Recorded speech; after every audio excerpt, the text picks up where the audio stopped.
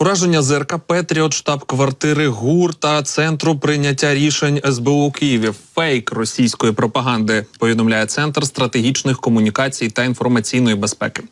Кремлівські фейкороби самі не визначилися, що саме знищили їхні терористи. Одна брехлива версія суперечить іншій. Насправді, уламки збитої ракети пошкодили житловий будинок і триповерхову будівлю у спортзалі у Печерському районі. Крім того, уламки збитої ракети виявили в Голосіївському та Солом'янському районах. Тож ще є певні деталі про обстріл, далі про них. Кількість постраждалих внаслідок ракетної атаки на Київ збільшилася до 7 чоловік.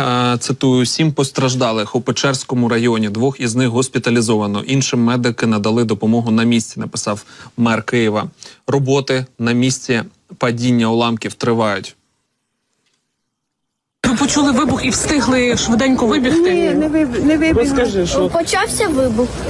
Все було, світла не було, бо він був виключений. Це було в пилюці. Я вдягнула 2 різних тапка, пішла перевдягнулася і вийшла з дідом на вулицю. І все. І чекала маму з бабусею, поки з роботи приїде.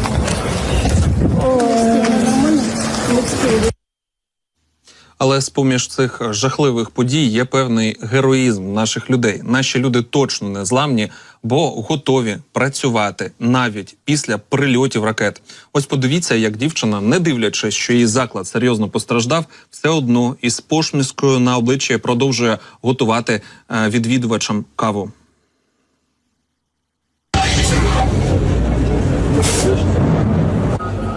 Страшно, це дуже страшно. Вони ще всі живі, і наша кав'ярня також частково жива, і ми робимо каву, ми працюємо, і тримаємось. Дуже добре. Це буде Україна. Якось так. Ви вирішили працювати все одно, попри те, що сталося? Так, це відволікає, якщо чесно. І я сама люблю каву, я вірю, що люди хочуть каву. Тому чому б ні? Чому б ні? Навіть коли буквально перші хвилини після цього прильоту у нас був фільтр, ми почали всім роздавати фільтр. Стояло еспресо, яке під час вибуху готувалось.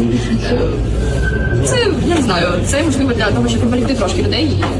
І ми продовжуємо жити, життя продовжується, і все буде Україна. Все, наша перемога за нами, як нас можна зламати? У нас прильот, ми працюємо, робимо каву. Тут немає слів просто. Бачимо, як попри всі обставини, жага українців до життя безмежна. Давайте поговоримо про ті сили-засоби, які росіяни використовують зараз. Російські окупанти, ймовірно, вдарили по Києву протикорабельними ракетами «Циркон». Про це повідомила прес-секретарка Сил оборони Півдня України Наталія Гуменюк. Пізніше в соцмережах з'явилися перші фото цієї ракети. Уламки однієї з 2 збитих сьогодні ракет ЗМ-22 «Циркон» у столиці, повідомляє Defense Express. Також видання говорить про те, що завдяки перехопленню Збройних сил України російських ракет «Циркон» стали відомі її реальні характеристики, можливості та точна відповідь на питання, чи змогли у Росії створити прямоточний гіперзвуковий двигун.